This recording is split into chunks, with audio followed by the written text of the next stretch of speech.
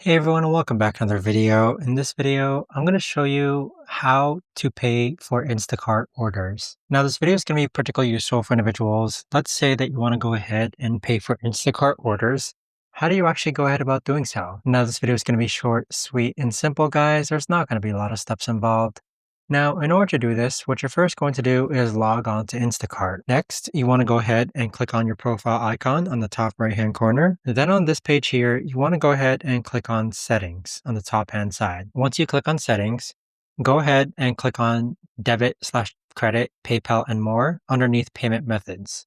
So this is where you can go ahead and enter your payment method and go ahead and enter your Venmo, PayPal, and there you have it. But that right there, guys, is the best and easiest way that I know of to actually go ahead and pay for orders on the Instacart grocery app. If you guys know of a better or easier way to actually do this, let me know in the comments down below.